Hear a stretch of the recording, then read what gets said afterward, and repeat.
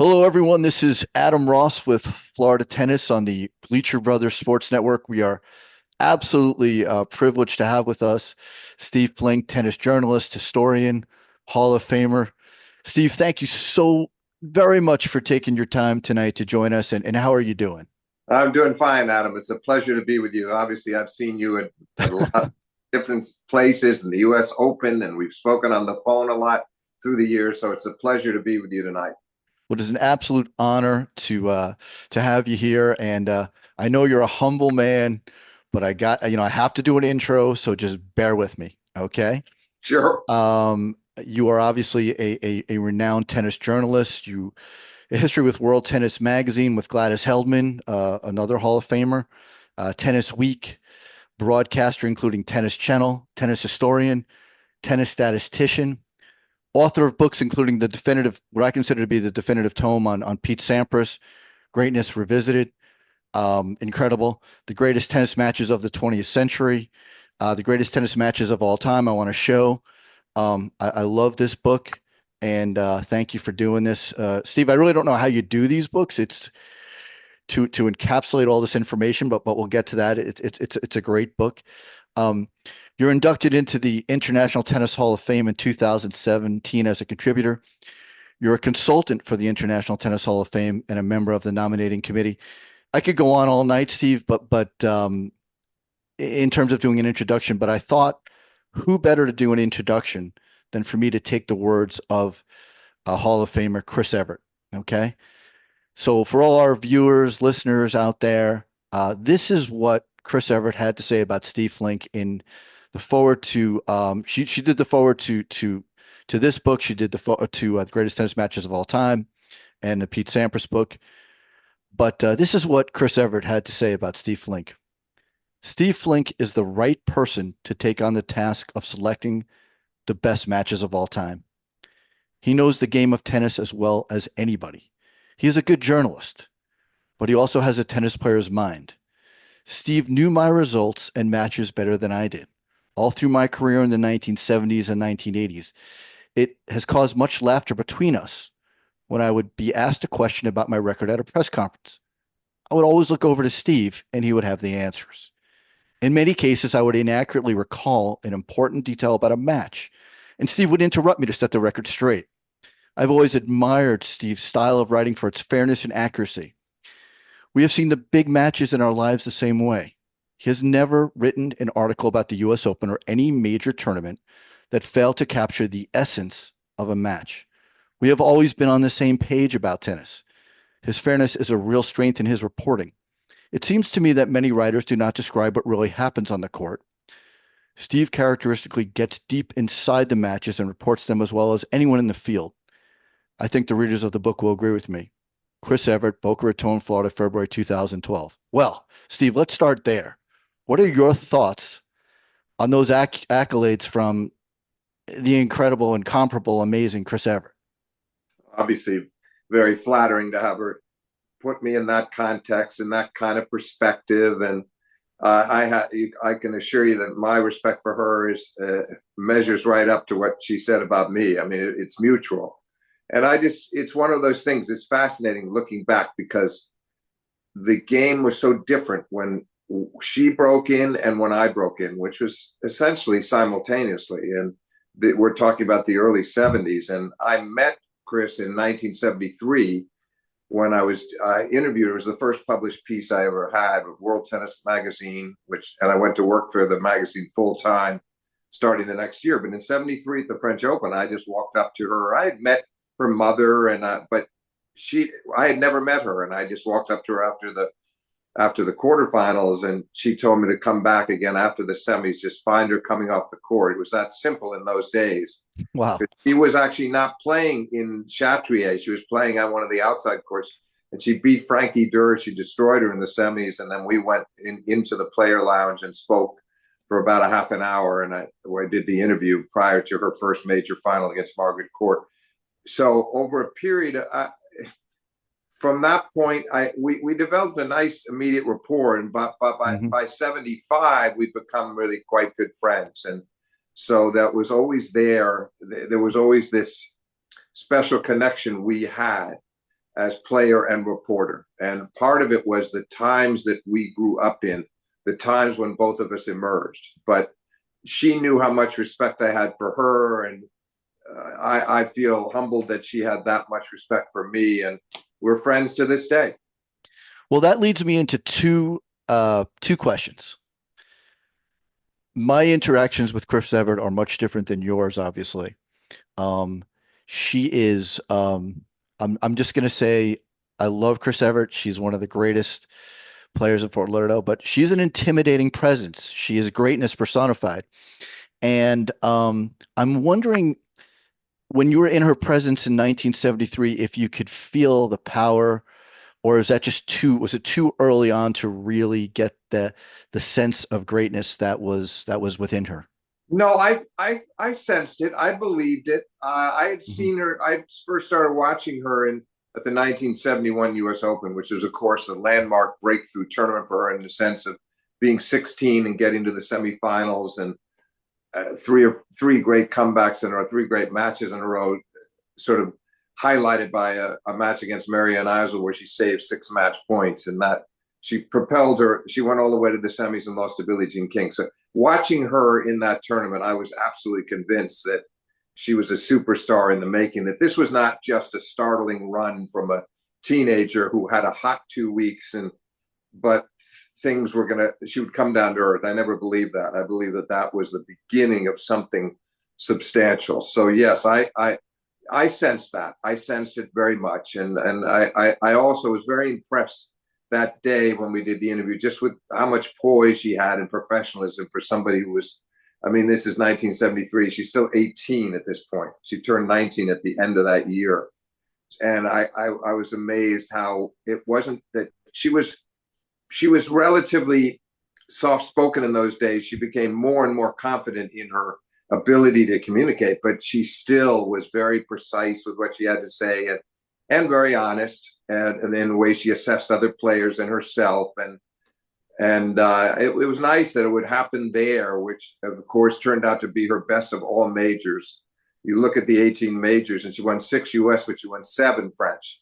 And she didn't win it that year. She lost the final the next day to Margaret Court. But I sensed that I had no doubt in my mind when I spoke to her that day where she was headed, none whatsoever.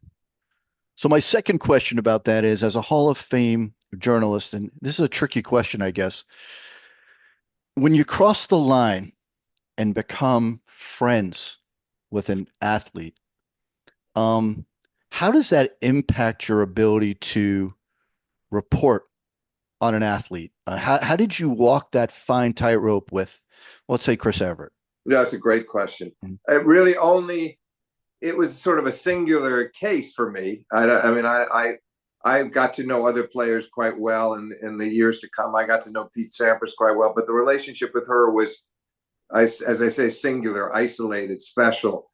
I had to be very conscious of it. So what I did was, when I joined the staff of World Tennis the next year, and as the friendship grew over the years, for the most part, I just would not write art. I wouldn't write about her except rarely. I wouldn't cover, for the most part, I didn't cover the women's tournaments. I covered mainly the men, and so I just tried to stay out of the way, stay out of the way of conflict, because as a professional, I had to do that, and she understood that. That didn't mean we weren't having private conversations, and that was perfectly fine, and that there's nothing wrong with that. But I had to, as a professional writer, make sure that other players were aware. And this also came into play when I started doing commentary, because in addition, you mentioned being a statistician, I also did commentary for many years for MSG Network, where the women's Virginia Slims championships would be played, and Chris Sure. would be playing, and I'd be commenting on the air, and some for ESPN. So it is a fine line, but I just did my best to, and listen, she joked herself. When she introduced me at Newport, when she was my presenter, when I went in 2017, Sure. she joked about how she thought I did a good job when I was on the air, except when I criticized her second serve, Oh, that's great. and everybody laughed at that, but it was true. I on some of the telecasts, if I had to be honest, and that was another way that I confronted the possible conflict was just to prove to viewers or even the insiders and the players themselves that I could constructively criticize her game, and I think it was important that I did.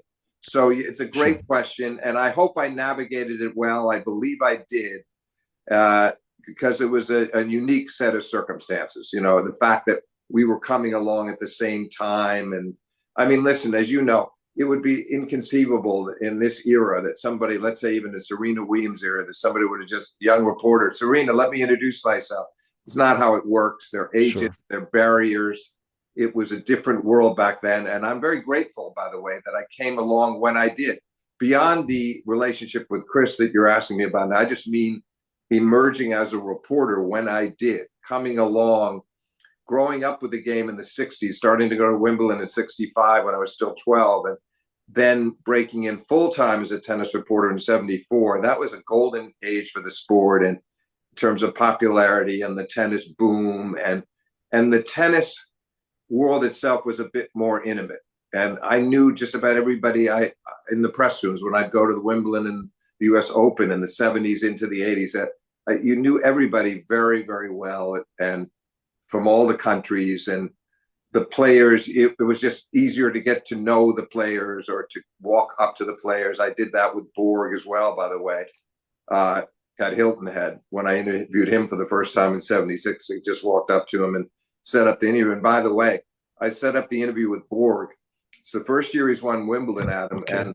And I said, should we meet here on the press balcony? It's during the old World Invitational Tournament, 4-man, 4-woman event. They played in the fall, tape it for TV on ABC. And Borg said, why don't you meet me back here at 2:30? I go into the stands and start watching Arthur Ashe. And there was always partially a fan in me with all of this. I loved watching the sport so much that I could get so immersed. So I'm watching the Ashe match, completely losing track of the time. Supposed to have been there at 2:30. I look at my watch, it's 2:50. And I said, oh my God. And Wow. I looked over to the press balcony, and there was Bjorn Borg just sitting there patiently in his typically dignified way, unruffled way.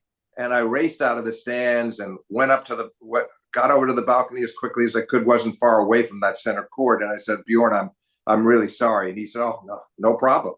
No problem. I mean, again, imagine this day and age, if you kept a superstar waiting for 20 minutes, they might have been gone after 5 minutes, 2 minutes.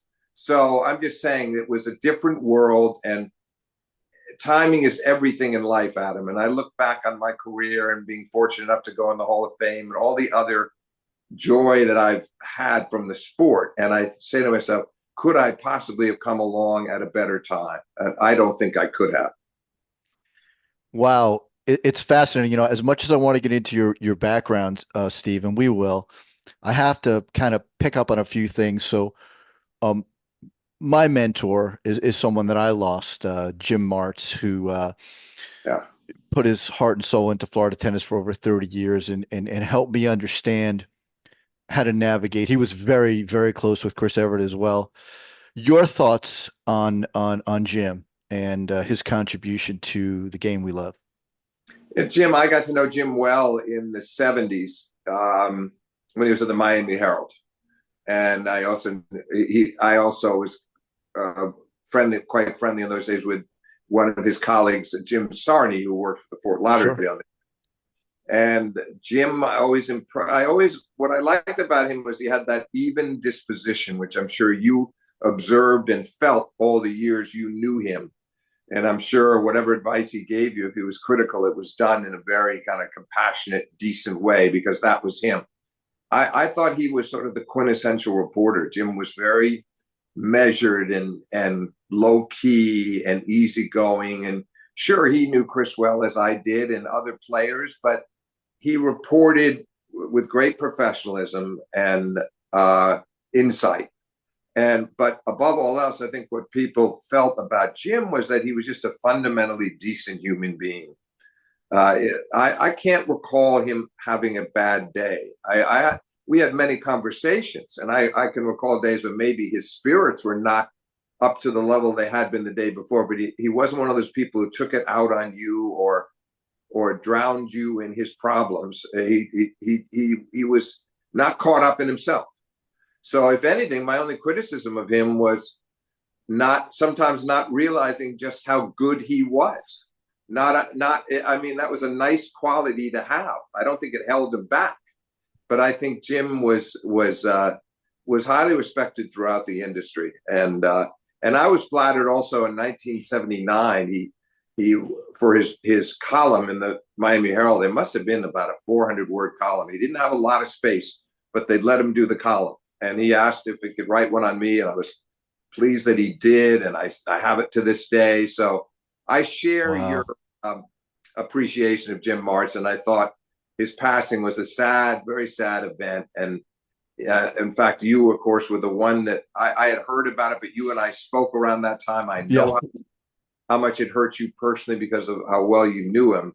And I just was stunned and distressed like everybody else, because Jim took good care of himself. I thought he'd live to 103. So very, in a nutshell, Jim Martz was a very good man.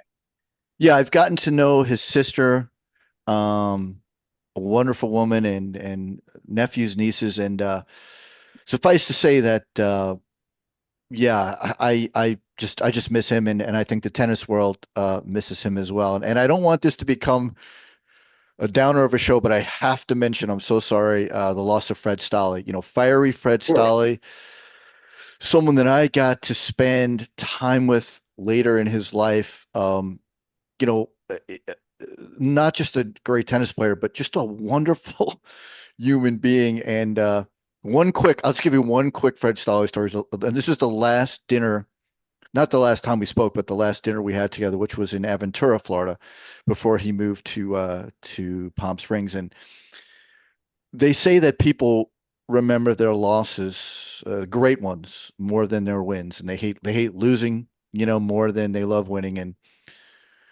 And Fred was, you know, very obviously very proud of his career, loved all his fellow Australians, but of all things, he at that dinner he lamented that he had never won Wimbledon, and I drove away from that dinner thinking a great man who has accomplished so much inside and outside the tennis court.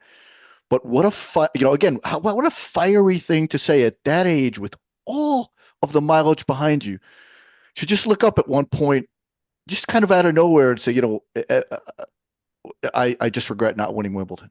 Well, your thought on Fred and those kind Well, of thoughts. yeah, let me just comment on your last point first. I really can understand understand why he said it, because 63 he lost the final to Chuck McKinley, and then he lost the next 2 years in the finals to Roy Emerson. So a bit unfortunate. Emerson had his number. It was his doubles partner, and he was Right. a better player than Fred, and Fred would be the first to admit it. So McKinley was just on a tear at the 63 Wimbledon, just was unstoppable. And because that one, retrospectively, I would have thought Fred would have beaten McKinley. So I can understand it, because to be 3 years in a row in the final and be as good on grass as he was. And of course, in 66, he won Forest Hills. He won the U.S. Nationals. So he was tremendous on grass, and these were his prime years. So I can see why he just felt like, oh, maybe if I didn't have to play Mo 2 years in a row, if only I could have played a bit better against McKinley. He knew he would. You don't get to the finals 3 years in a row and then win two majors in the same period, one at Roland Garros and one at Forest Hills, without being worthy of those honors. So I can understand it. Plus the reverence that he had for Wimbledon. Yes, Like yes. like a lot of the players, many of these players, including many Americans, by the way, will tell you that as hard, you know, as much as we all love the U.S. Open, the Wimbledon is still, and always has been and always will be, the preeminent event in tennis. So that's why I think Fred would make that comment to you. I can well understand it. But listen, I shared, again, once more, a similar appreciation of him. And we worked for many years together. I got to know him actually in 67 when I was a camper at the Chase. He came to play an exhibition. I was 15 at the time. And then it wasn't that long that after, well, it was about another 10 years that I really coordinated with him, was around him as a reporter. So Fred, and then starting in the 80s, we worked together for about 10 years on instruction pieces for World Tennis Magazine. So, and the years that followed, I would see him at the majors. We served on different committees together. and he was a really terrific guy. As you know, the Australians are all known for their hearts and souls and the kind of human beings they are, the personalities they become. And Fred stood out, I think, among the caps. This is no knock on Roy Emerson or Ken Rosewell or Rod Laver or Lou Holt or any of them. But I think if you had asked all of those guys, who is the most likable among us? Which one would we most want to have dinner with if we could only pick one? I think across the board they would have said Fred Stolle. Yeah, I agree, and I think they would probably most likely have a beer with knowing those guys would be Fred. And by the way, when he said that he had a love for Mo, it was just a wistful kind of a momentary passing, and I thought to myself, the level of competition and the thought process of they think on a different level. But I love Fred Stolle. I miss Fred Stolle, and I know you do as well. And unfortunately, as we get older, I mean, you're getting younger, Steve, but the rest of us, as we get a little bit older, we're losing some of our great, great players, great personalities. And it was a different time because again, you had the pre-open era and you had the barnstorming. It was a different generation and a different kind of attitude. And you know what I'm saying? It was a different Oh, group, a different sure. mindset. And I do love the pre-open era. I'm sure you do as well. I do, but the great part about Fred was that he crossed over from those amateur years and got to play. He didn't have that many prime years left once Open tennis started in Sure. '68, but he got to experience it and he became a part of it. And yeah, that was a terrific time in the sport. Again, Sure. that was how I had broken into starting watching amateur tennis and isolated pro tournaments, and then watching the Open era explode. Yeah, and one of the things Fred I had to ask him about was coaching one of my all-time favorite players, Vitas Gerulaitis, and his face lit up and he was telling me about Vitas's, yellow Rolls Royce and maybe Vitas occasionally went to Studio 54. I don't know all the details, but he loved Vitas and he loved coaching him. He really did. And he did a great job with it. He Right. really did. And they had good, really nice rapport. And I remember many times the way Vitas lauded Fred, and they laughed a lot, but he took Fred's advice very seriously. And Vitas, obviously, he got one major, he got one Australian, and we saw him, of course, in the finals of the US Open against John McEnroe in '79, the Wimbledon semis, and he had a really consistent record, finals of the French. And Fred had a lot to do with that. He really Right. would fine tuned Vitas's game. Well, I was going to ask you this later, but I'll touch on it now. Vitas having won the December 1977 Australian Open doubles title, at the 75 Wimbledon Championships, two Italian Opens in 77 and 79, the 1978 WCT Finals. Fred told me he thought Vitas should be in the Tennis Hall of Fame. Now, I don't want to put you on the spot because I know you're on the nominating committee, but can you even comment on your thoughts on whether Vitas has a shot to get into the International Tennis Hall of Fame? If you can't, that's fine. No, But it's not that I can't. It's that I have mixed feelings about it. I feel like he was so close to having the merits, and I try to sort of separate how I felt about him personally. And I didn't know him that well, but I did know him, and like everybody else, he was. I enjoyed being around him immensely and loved his sense of humor and felt he was a sure, great player.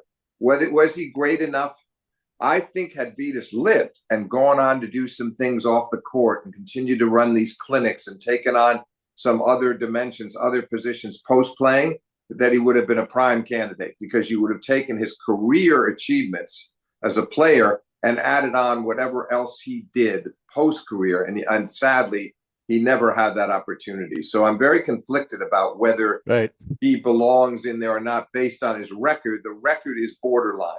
And that's no right, knock on him. As I say, he was a great player. sure. Well, But I have to vote.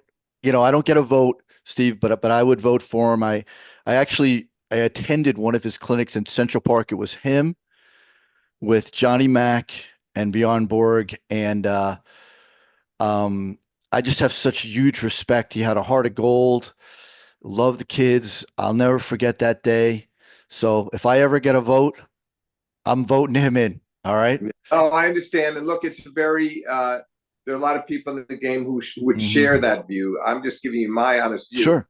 I don't enjoy saying that because, again, that he's someone you would love to see honored in such a fashion. And who knows, it may still happen one day, but the record to me is borderline. I don't think it would have been had he gone on to do some other things in the game. I think then he could have come in very likely as a contributor.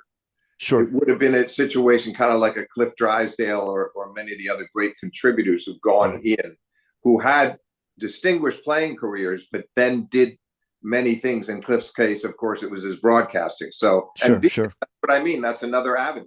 He was establishing himself as one of the best Yes. commentators around. He was terrific in the booth. He might have gone on to do that for decades. Yeah, I've heard Johnny Mack talk about him with reverence, and he was tight with Borg, and I know he was beginning his career as a broadcaster, and unfortunately, we lost him too young in a very strange accident, which we won't get into today. But let's get into some happy stuff, okay? And Steve, we're still not into your background yet, but we will get in a moment. But I do need to mention Maddie Keys winning the Australian Open. Um, Spoke to James Blake just the other day about it. And it seems that there is this just wonderful feeling about it. I should mention um, that she is our cover story in the latest issue, which I will get out to you shortly, Steve. But your thoughts on Madison Keys, what it means to kind of battle through a career and have that moment in the sun. Your thoughts on Maddie Keys? Uh, it, I think my thoughts probably are almost identical to what most of the tennis world felt, which was such heartfelt support that she got, an appreciation and praise, because when you've dedicated yourself to your craft and you look like one of these players who's just going to, when her career is over, is going to be seen as a slight underachiever, a terrific player who made the finals of the US Open in 2017 and lost to Sloane Stephens and other major semis, and very good record, but that was not quite cut out for greatness that way. Combination of reasons being, her own inner belief, the lack of inner belief maybe that she had for many years, injuries, which people don't appreciate because people just don't understand, Adam. That 2017 final, I mean, Sloane might have beaten her anyway. Their matches tended to be very close, and Sloane was very capable of beating Maddie, but Keys was injured that day. She was in bad shape. She had hurt herself in the semis, and she did not give a typical account of herself. That was unfortunate. But be that as it may, I had thought we were going to have that. That was sort of where she was destined to end up in the annals of tennis, was as one of the leading Americans, as a great professional, somebody, capable of first-rate tennis, but not winning a major. So to see her do it in that fashion, beating the likes of Svitolina and above all else, to beat Swiatek and Sabalenka back to back, saving a match point against Swiatek, beating Sabalenka in a three-setter as well. I mean, that's doing it in style. And it just seemed like she finally took the shackles off. She took it was as if she had burdened herself, and it was not an easy position to be in, where she knew everybody else. She was well aware of the skeptics, and they weren't skeptics of her personally. They were skeptics of her as a player, and she knew it, and she almost shared it. But then to do it in the clutch the way she did at the end was spectacular. So I just feel like we may not see anything more joyful in tennis over the course of this year. And I think, despite the fact that she, as we speak, she just lost a 11-1 to Sabalenka in the semis of Indian Wells, which was a tough loss to take and cold, windy conditions. But I'm not worried about her the rest of this year. I think she will perform well in the ensuing majors and have a pretty decent chance, a chance at Wimbledon, and maybe quite a good chance at the US Open, because, as I say, she's unburdened now. Now there's no, okay, sure, you'd love to add a second major, which would then give her a decent chance to that would enhance her chances to make it into the Hall of Fame someday. But the bottom line is, she knows she has that one. If she broke both legs tomorrow and could never play tennis again, or she had a Maureen Connolly horse riding accident, whatever it might be, she can be so gratified and proud that she pulled off that Australian Open crown, especially after it had reached the point where it just did not seem possible. So I think that will be maybe the story of the year. We'll see what happens in the next three majors, but there might not be anything that tops that in the women's game this year. Right. And Steve, I have been remiss in not having you discuss a bit of your background, how you got to be where you are. So let's take our viewers, our listeners through just a little bit of how you become Hall of Famer Steve Flink. And I know you've given a lot of credit to your father, I think Stanley Flink, and he's been an inspiration. You've dedicated your books to him, but can you tell us a little bit about how you got to where you are today? Yeah, well, you touched on something important. My father was a journalist who wrote on all topics, and he did a lot of other things outside of journalism as well. But he loved tennis. So as a kid, I would watch him play when I was very young, and that inspired me to play. And then the big pivotal point was when he took me out to Wimbledon in '65, and that, by the way, was Fred's. That was the year Fred lost his third final in a row, and we went out several days. But that first day just was so impactful, and to because I had watched some tennis prior to that, but now I was, for the first time, I'd gone to a tournament, and it's Wimbledon, and it just transformed my life.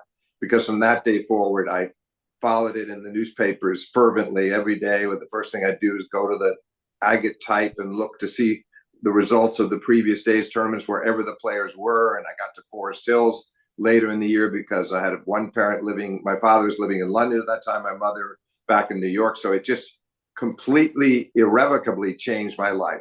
And I started reading World Tennis and subscribing to World Tennis the next year, and everything was just turned upside down. I mean, I never expected it, but it was my father getting me out there and encouraging me. And I think he thought it would just be a nice experience. He had no idea that I would become so devoted to the sport.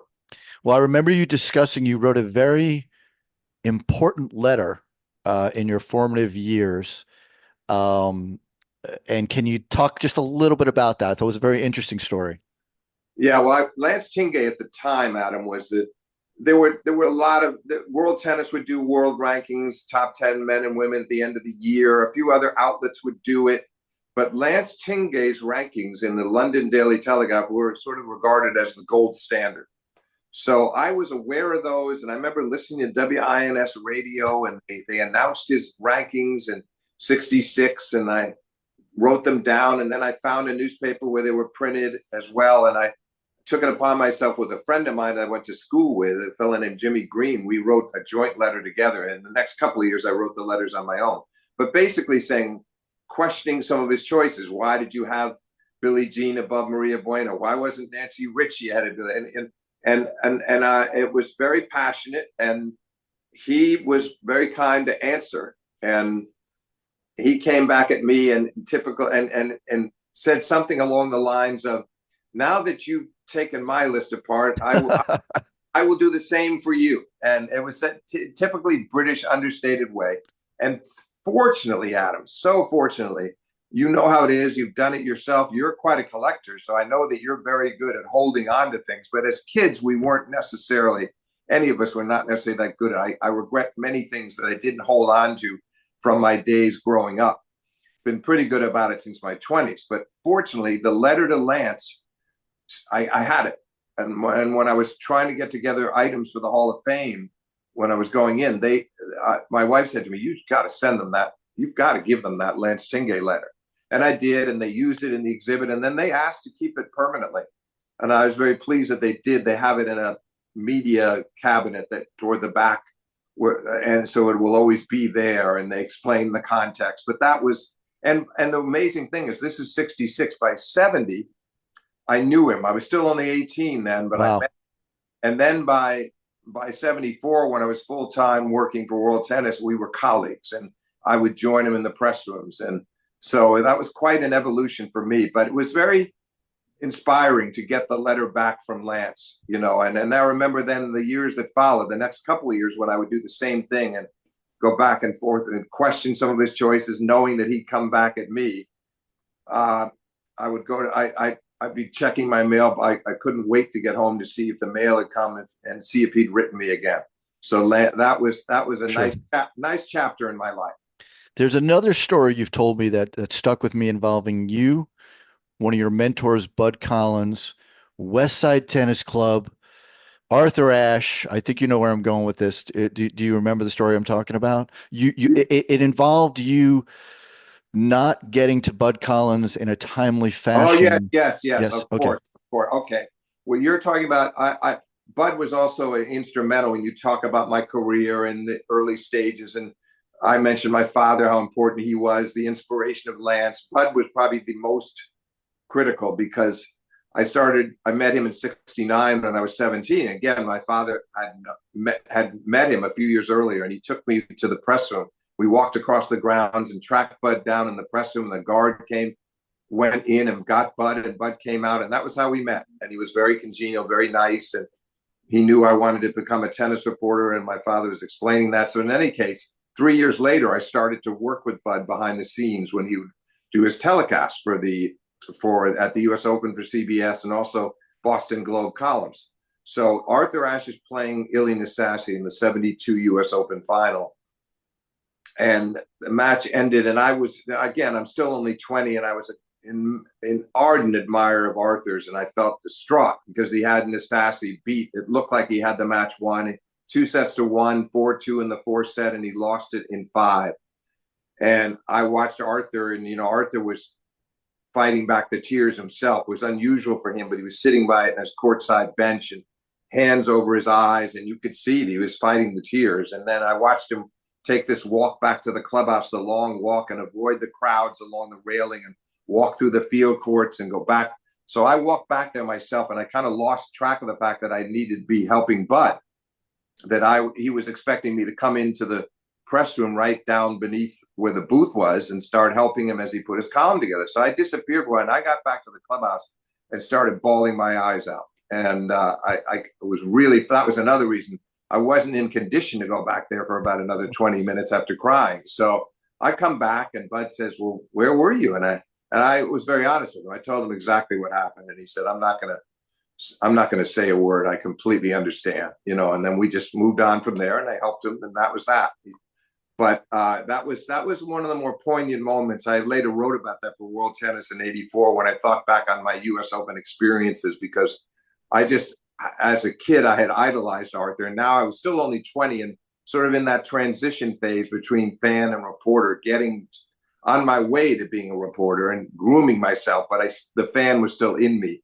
So that I just hated seeing him lose that match, because it would have been his second U.S. Open. And then, interestingly enough, I interviewed Arthur about 4 months later. I didn't tell him at the time about my crying experience. Sure. It was in London, and he was playing a tournament indoors at the Albert Hall, and I set up the interview, and which was not published. It was just bad luck. World Tennis didn't use it the way they did the Chrissy interview the next year, but it was a pleasure to sit down and talk to him. And I brought up that match with Nastase, and I said, "Do you ever think about that match? And does that ever? Do you still think about it?" He said, "I think about it all the time." He said, sometimes I wake up in the middle of the night thinking about it." And I thought that I was really struck by the answer, because, as you know, Arthur was known for being almost stoic on the court. He contained his emotions. He didn't Sure. let you know how he was feeling. And then even in press conferences, he was very measured and understated, and you didn't see him express his emotions that much. So when he told me that, I realized how much it had hurt him as well. And in a way, I felt kind of vindicated by what had happened to me months earlier, because you could see that, you could feel the pain as he talked about it. Well, Steve, we're nearing the end of our time, even though I have easily, tons of questions for you. So I'll kind of segue just real quick to, it is said often that tennis doesn't change that much in terms of rules, in terms of format, but we are seeing things change, such as on-court coaching, electronic line calling. There was a video review the other day that was significant in a match. I'm curious about your thoughts on some of these changes, the loss of the lines people, et cetera. What is your take on this as someone You who's know, been around the game for a few days? it's funny. You might think you might be surprised by my answer. A lot of people in my position who saw the game decade, who've been watching it for 5 decades or more, and you can get nostalgic and say, "Oh my God, look at the incident! Look at the value, the human element of having linesmen out there and altercations and disputes." And I could tell you 1,000 stories of things that I did see that were fascinating along those lines. But I'm actually very happy. To me, the first primary goal has to be the best possible officiating and the best possible calls for the players. So to me, having electronic lines is great. It's even better than challenges, because challenges force the players to be selective about they had to be very selective in the challenges, and they might miss out. It's asking a player to react instantaneously, and it's not always that easy when you're in motion like that. Now they don't have to worry. So I think we've gone from one good step was the challenges to electronic lines, which is even better. And then again, the dispute you mentioned, it was in an Alcaraz match, and it was Alcaraz against Jack Draper in the semis of Indian Wells, and they're 1-1 in the third, and it's a big point because it ends up putting Carlos down 15-30, but Draper retrieved a drop shot and got it back and had the point won, but the umpire thought he'd gotten it on 2 bounces, so they review that first and determined that he did get it on 1 bounce, and then Draper makes a second challenge in a way by saying, "But I don't think we should play the point over." And then he talked to Carlos, and then the umpire reviewed it again, and then the umpire decided, yes, it's your point, 15-30. And he ends up breaking Carlos, and then he ended up going on to win that match. But I like these changes. I understand we're still always going to have an umpire. We're not going to miss that. The umpire is going to take charge. He doesn't have as much to do. He doesn't have to worry about overrules. I get it. But there still will be disputes. There still will be controversial moments. But the bottom line to me is get the calls right. The players deserve that much. The game becomes more and more professional. So I'm all for it. Well, Steve, again, I have a lot more questions for you, but we are out of time. You have to promise, first of all, let me ask you some more questions down the road. Is that okay? Of course. Of course. Be happy Thank you. to come back. Well, I have enjoyed this. I want to thank you on behalf of me, tennis fans around the world, the millions that will view and listen to the show, Florida Tennis, on behalf of the Bleacher Brothers Sports Network, Steve Flink, Hall of Famer. It has just been an amazing time for me, and I hope you've enjoyed your time. And thank you so very, very much for your time, Steve. Well, thanks for having me on, Adam. I enjoyed it immensely, as I always do when we talk tennis. Thank you.